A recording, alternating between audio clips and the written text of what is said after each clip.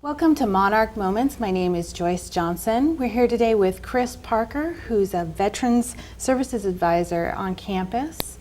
How are you doing today? Good, how are you? I'm pretty good.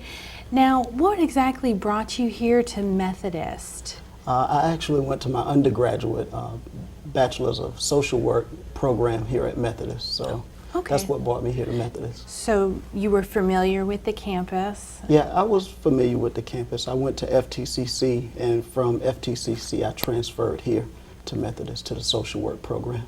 I was in the Army 16 years and was medically retired from the Army. Yeah. Okay. Now, was it your experience in the Army that brought you to social work?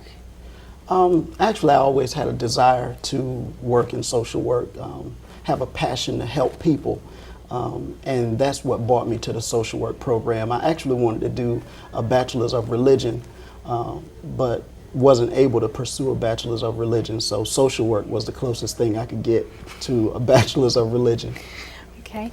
Now, I've heard that you're a pastor. I am. You are.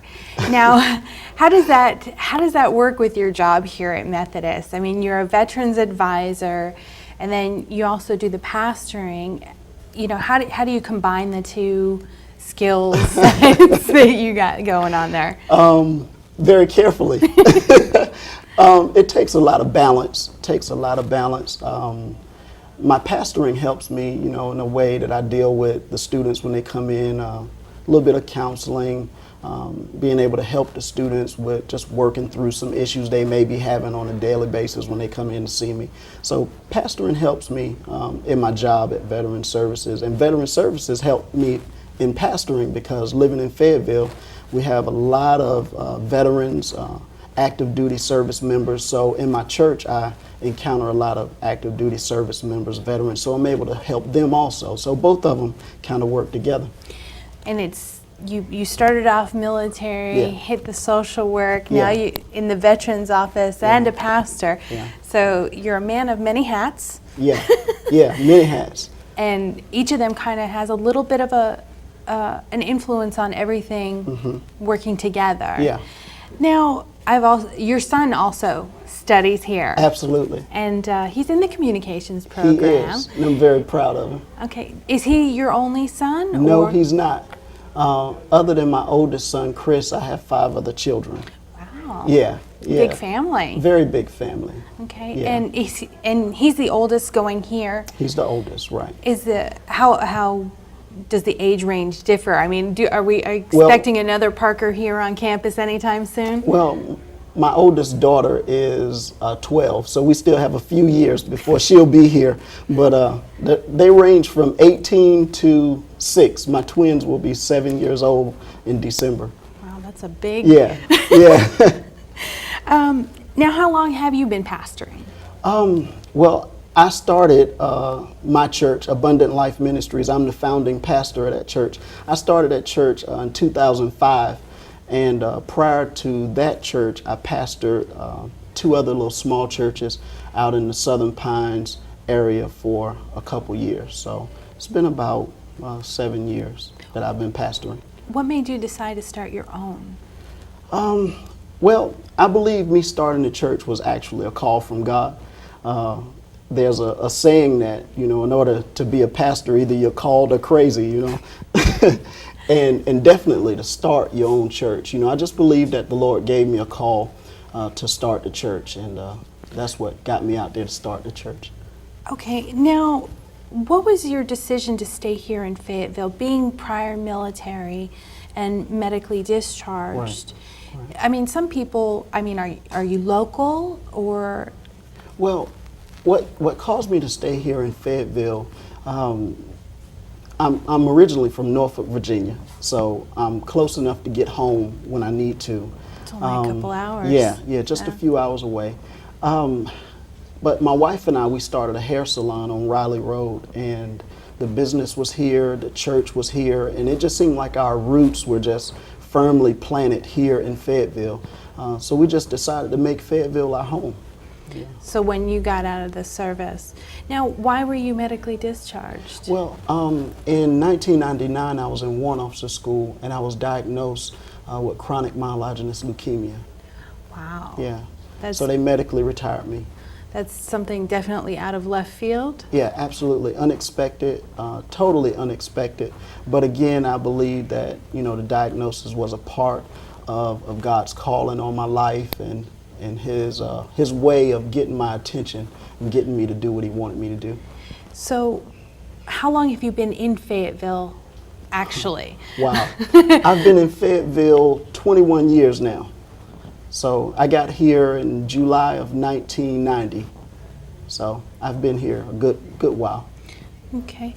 Now, with pastoring your church and also working here at Methodist, you said it was a balancing act. Yeah. Now, how much time do you spend at your church? Well, I'm definitely there Sundays and Wednesdays, and I go up there periodically throughout the week, and as the members may need me to come up there.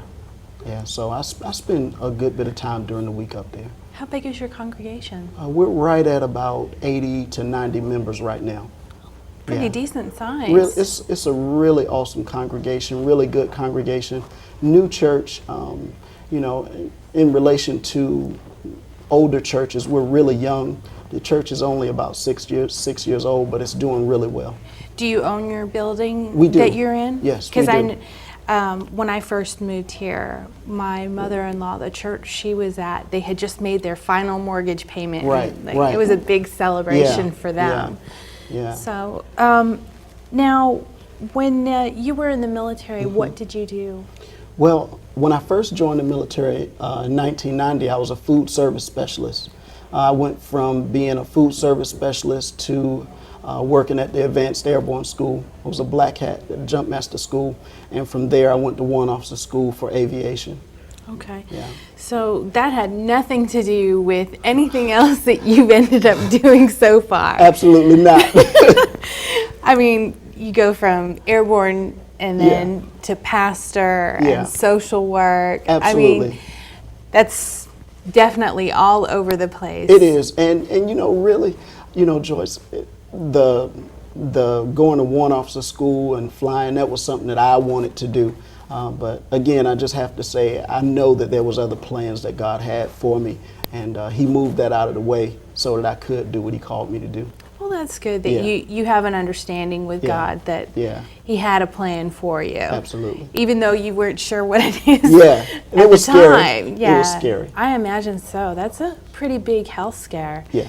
What else do you do here on campus? Well, I work as the Veteran Services Advisor, and prior to me working in Veteran Services, I was working as an associate counselor in the Center for Personal Development. Okay. Yeah, so I was working as a counselor. So do you still do that, or is it something that you put more towards the skills, use it as a skill with the veterans that you have come in? Yeah, absolutely. I use it as a skill with the veterans now. I'm not really working down in the counseling center anymore, but the skills that I learned down there really help me with dealing with the veterans as they come into my office now. Okay. Yeah. What's been the most challenging part of working with veterans that come into the school, and the most rewarding? Well, the most challenging part for me and my coworker, I believe, is having to recertify a student after they haven't done so well in a class, and we have to recertify them, and VA causes them to pay the tuition back. That's a difficult thing for me because the students are already struggling to take care of their families, go to school, pay their tuition. So it's a difficult thing for me to have to say you owe VA a certain dollar amount for your tuition. But one of the most rewarding things for me in my office is to see a veteran come from the military and transition to the college life and be successful in it. It's an intimidating thing to come from the military to the academic world. It's a little intimidating. So I can believe that. I mean, you have a lot of people who are still really young that are veterans that are here on campus. Have you seen an increase since you've been here? Absolutely, absolutely. When I first started working in the Veteran Services office, I believe that we had about 250 veterans. Now I believe we're close to about 500 veterans. Wow, so you've doubled your numbers, Right.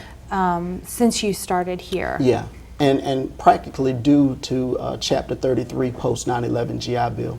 Yeah, so we are doubling in numbers and expecting that we're going to have a lot more students. Well, and Methodist does the yellow ribbon matching too. Yes, absolutely, which is, very beneficial for our students. Now, how does that work for the veterans, the yellow ribbon program? Well, it works that with the post 9/11 GI Bill, it's a three-component.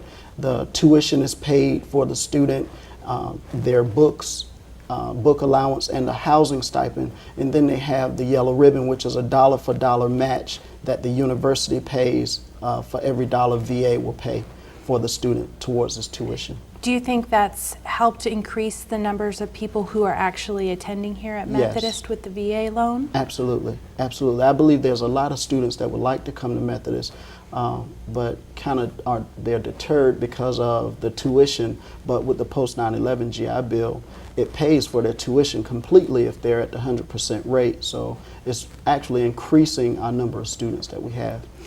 Now, would you say that most of the people that come in and actually use the GI Bill, are they veterans? Are they still on active duty? Because I know I've seen both here on campus. So which do you think it's more of? Well, we actually have a wide range. We have active duty using their Chapter 33. We have spouses using their spouses' Chapter 33. We have children using their parents' Chapter 33. We just have a wide range. I know I'm one of the Yeah. the ones who's actually Yeah. here because of my husband and Right. his service. Right. And he's recently retired. So Congratulations. yeah. Yeah. No more moving for a Yeah. while for us. Absolutely. So, I mean, it is pretty rewarding to be able to help people get through that schooling and the process. I know applying to college itself is a daunting process. Yes, it is. And a lot of these guys that come in have never done it before. Right. So there's a lot of paperwork involved. Absolutely. And you guys are amazing up there in the Oh, office. thank you. I mean, the amount of paperwork that you guys get done on your end Thank you. so that we don't have to do as much is Right. just great. Yeah. Now, when you came here to Methodist for your social work, did you ever expect to be working here? I always wanted to work here. As I was a student here, first of all, I love Methodist University. I really do. This is like my home school. Went to the social work program, and I just fell in love with the social work program. My internship was actually done at the Center for Personal Development. So after I'd done my internship there, after I graduated, I applied for a job there. Wasn't able to get the job because there was no space available. But one of my coworkers, she went on maternity leave, and they asked me to come back. So that's how I got back on campus. And after that, Randy was up in the Veteran Services office, and our Chapter 33 population just exploded, and he needed some help. So I came up there to help him. Now, was it something someone suggested to you, or because of you being a veteran yourself, did you apply for the position? Yeah, I applied for it. Nobody suggested it. The position came open, and it was just like a perfect match. My counseling background coupled with my military experience, I was able to understand the lingo that the students come in and talk about, so it all just kind of worked together. Yeah, I can definitely see, because I know anyone who's new to listening to military guys talk, I mean, there's a lot of acronyms, and exactly. you start, and it's such a habit that not everybody's catching on to everything that they're saying. Right. So with your prior military experience, I can see definitely how that was a benefit. Yeah. Now, the gentleman you work with, is he also? Randy is retired military also, and very, very proficient at the job. I mean, he's been doing it for a very long time, and he did an awesome job handling 300 students alone before I got there. And some days I'm in the office with him and we're working together, and I'm like, I don't understand. I don't know how you did this job by yourself for so long. So he's awesome. I've been working in the VA office just over a year now here on campus. Okay. Yeah. So it's a new job to you, but it's a good fit. It's a great fit. New job, but it wasn't too hard for me to get into the swing of things. I just kind of had to learn the paperwork. You know, being prior military, again, I was able to understand what the students were saying when they came into the office, you know, talking about, I don't have my DD-214, or my ETS date is, or I'm getting ready to PCS. So I could really understand what the students were talking about. So it was easy for me to get into the flow. Now, with the paperwork that's involved, I know there are a lot of questions that come up that are very confusing, even when you go to like the Department of Defense, Veterans Services website and look it up. Have you found that it's gotten easier to explain things? You know, and we have different manuals that we're able to thumb through and find information for the students when they don't understand. Yeah, because with the new, you said Chapter 33 is what it's called, post 9/11 bill. I mean, there's a lot of changes that are different from what it was prior. I know there's a lot of people taking advantage of it because spouses can use it much easier and dependents. I really think that, you know, with Fort Bragg being here, this is definitely a great opportunity for you to get the word out there. Do you guys go and talk on Fort Bragg about, you know, to recruit Absolutely. people? We attend family support group meetings or family readiness group meetings. A lot of battalion commanders, company commanders will call our office to have us to come out and talk about how to apply for the post 9/11 GI Bill and what it actually entails. So we're always available to come out on Fort Bragg along with our Fort Bragg office to come out and talk about how to apply for the different educational benefits, because you know we talk a lot about the post 9/11 GI Bill, but there's a range of different VA educational benefits, such as Chapter 30, which is the Montgomery GI Bill, Chapter 33, Chapter 35, which is the Survivors and Dependents, Chapter 1606, 1607, and the list goes on. So you know there's many different VA educational benefits that students are entitled to, but they may just not know. And you know, have you found that you've had more outreach since the 9/11 bill, the survivors benefits? Because I know survivors benefits was not really a big thing up until after 9/11. Right, absolutely. We're doing a lot more outreach, and then you're having our soldiers return with disabilities from the wars, returning with disabilities, and if they're at 100% disability rating, then their children and spouses are entitled to Chapter 35. You know, but a lot of students and veterans don't know that. So we're doing a lot more outreach and looking to do a lot more outreach. Is there anything that you have planned coming up in the month of November at all? I believe there's a blood drive that we're doing for veterans. Other than that, we don't have any outreach going on, but we do a lot of outreach in our office. Not only so much geared towards the VA educational benefits, but we do a clothing drive for the retired soldiers home. We do the Christmas tree giveaway up at the VA hospital, the blood drives on campus. We do a lot of outreach. As a matter of fact, we were just out at the VA hospital. They were having a homeless veterans program out there with free food and different veterans organizations out handing out information to our homeless veterans that live in our community. Well, hopefully you can get more done with all these outreach programs. A lot of word of mouth is how people come to you, I'm sure. Well, I appreciate you coming out. Thank you. Thank you very much for telling us all about you and the school and how you work here at the VA office. A little bit about the programs that are being offered.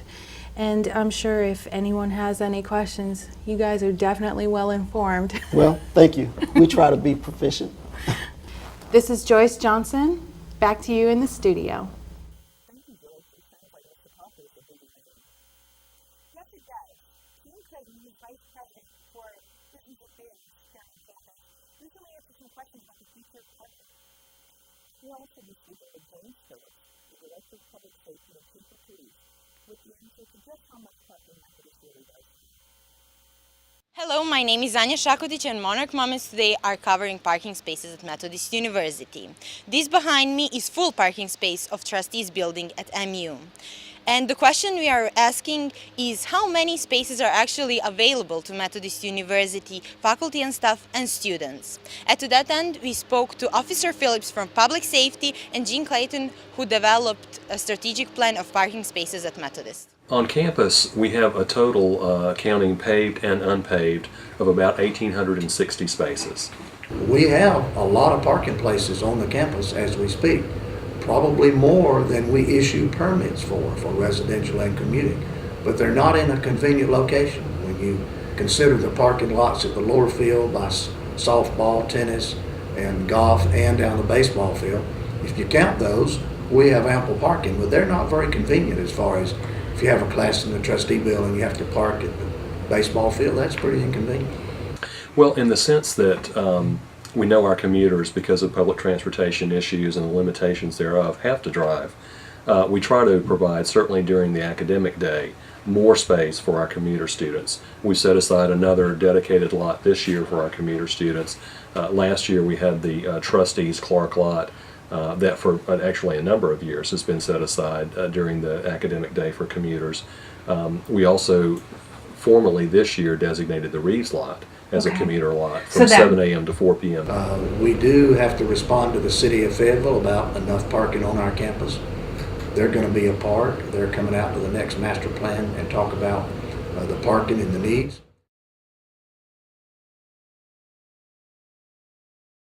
With the shortage of parking comes desperation, and so many students are actually violating the parking rules at campus. The question we are asking is, what are the punishments for those who don't obtain the rules? How is it handled when a student's found to be parked in the wrong space? In the wrong space in the sense... As in, like, if you're a commuting student and you park in, like, the residence parking, how does the campus police handle that? Well, the campus police actually doesn't. Our security officers do, because by North Carolina statute, sworn campus law enforcement officers can enforce institutional policies. Okay. Parking in that sense would be an institutional policy as opposed to a violation of state law like a fire lane or a handicap space. Okay. The officers in the gray shirts are commissioned law enforcement officers. We have 10 of those, including myself. Okay. And the officers in the blue shirts are our civilian security officers, and we have about 20 of those. The residential students are parking in a restricted area. It is inconvenience for the commuters. Now, when there is a violation, how do they handle that? They would issue a paper citation to that particular alleged violator vehicle. The student, and it's printed on the citation as well, has 3 business days to go over to student development and appeal that citation or make payment, or it's put on their student bill. I understand that if they do, they're ticketed. Well, we don't process appeals, actually. Those are processed by the Student Judicial Court. Okay. And I think it's very important just from an ethical standpoint to keep enforcement and adjudication separate. And have to pay a fine or a penalty for being in the trustee parking lot during certain hours. The only way I know is to start ticketing them and have more active patrol to not allow them to do that, especially during the busy time slots, like 8 o'clock, 9 o'clock, and 10 o'clock on Monday, Wednesday, Friday, and the first and second class on Tuesday, Thursday. The parking lot opens up pretty much after lunch. Okay. Now, how much does a ticket cost when you get one? Depends on the violation. Okay. Now, you say it depends on the violation. Indeed. How do the violations vary here on campus? The violations would vary from anything from a relatively obscure violation, which we virtually never cite for, which would be like a double parking, to backing into a diagonal parking space, which is again one of the rare ones, to the far most common ones, and that would be parking in a reserved space for faculty, staff, or parking in an area where you were not authorized at that time to park, or just not having a registered vehicle. Those would be the three most common ones. At the farthest extreme line would be a 10-minute walk to the classroom, which is kind of the mall of the campus. And the whole point is to make our campus, the inter-campus, pedestrian type rather than vehicular. We actually have streets going through parking lots. When you look at the parking lot between Burns and Riddle, that first bay is used as a street, and there's parking there, and it's dangerous. You look at the parking lot behind Pearson West. That's a street that we also allow parking. So, and those are dangerous when you have vehicular traffic driving as a street and people trying to back in and out of parking places. With the developing of Methodist University by introducing nursing program, the need for parking spaces is going to develop. That being said, we are wondering what does Methodist University parking spaces are going to look like in the future. Well, the future of parking at Methodist is undetermined at this point. While there certainly is an addition, and we believe it's going to be a very thriving, growing addition later on, at this moment it's still a relatively manageable number of folks. The university has hired a master plan architectural firm called Sasaki from Boston, Massachusetts. They have been on the campus 3 times. We've had two-day work sessions with them. They will come back to the university. They will be back the first week in November, the first week in December, meeting again with the steering committee as well as the building and grounds committee of the board of trustees. Basically, we have asked them to try to make Methodist a more pedestrian type center campus and parking on the perimeters. During the second visit, the Sasaki architects drew a circle from the center of the campus of how long it would take, how far you could go in 10 minutes. Okay. That's the normal amount of time that you have between classes. And it was interesting how far that circle, what it was enclosed in that circle. So, yes, there will be more walking if we put the parking on the perimeters. There you have it, folks. We have a problem with parking spaces at Methodist University, which, however, are not unsolvable. This is a good problem to have because it means that we are growing as an institution. There are several solutions coming up for solving this problem, but in the meantime, try to obey the rules. I'm Anja Šakotić, and this is Monarch Moments. We are going back to the studio. I'm Rebecca Tate, and I'm Nathan McDonald. Thank you for watching Monarch Moments. Please join us again. Good night.